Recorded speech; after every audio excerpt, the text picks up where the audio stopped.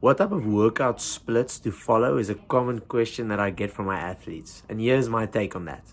Commonly, when I get asked this question, it is referred to the bodybuilding split, kind of like a push, pull, legs type of split that most of my athletes already have going on, or people that I don't work with at all.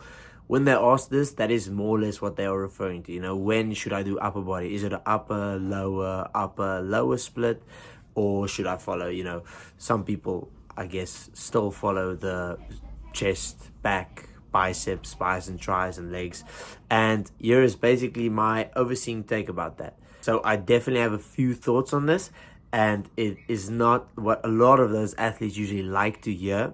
If you're an athlete that trains a sport like rugby, football, basketball, hockey, anything like that, your main priority is your sport. And I know a lot of athletes are tired of hearing that, but unfortunately that is the case. That is why you do it. And if you're asking this question, what is the best split, at the end of the day, you're asking it to be better at your sport. So you need to understand that that is the answer, because it is the real answer. That is what makes sense.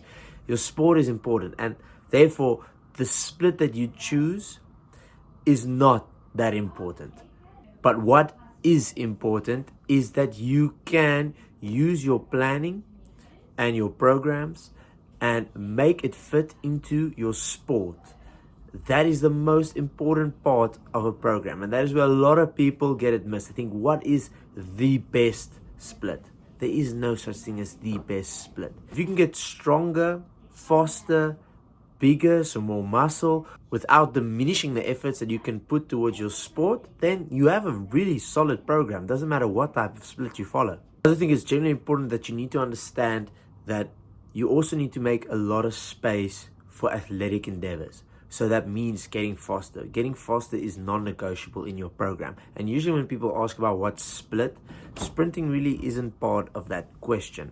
And that's because people ask, what's the best split? Push, pull, legs? Well, where's sprinting in that?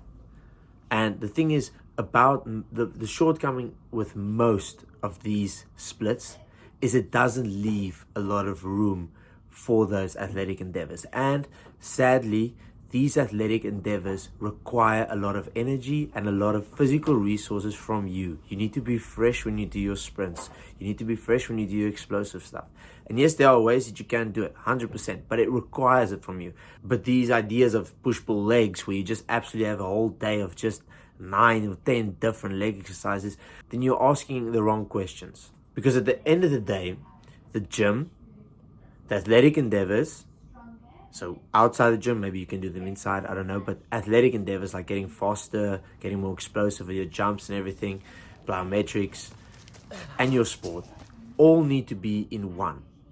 And that is the most important part. So there is no push-pull legs in sport.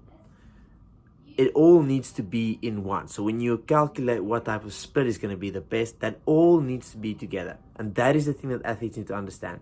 So generally my answer for this would be that a split is highly individual, depending on your schedule, depending on your goals, obviously.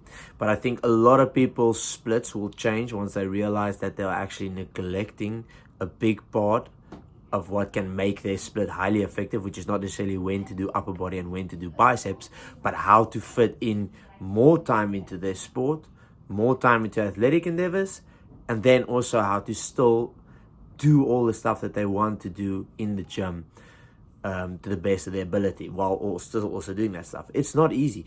A split for an athlete is very hard. It's much easier to just go and build muscle and decide a nice split that you want to do. It's much easier because it's just one endeavor, but you have to do so much more and think about so much more, take into account about so many variables, that sometimes it can be a bit frustrating. So for a lot of youth athletes, I do recommend getting a coach or just speaking to someone that at least knows their thing, and they can help you with where to put more or less all your stuff, even especially if it's in season.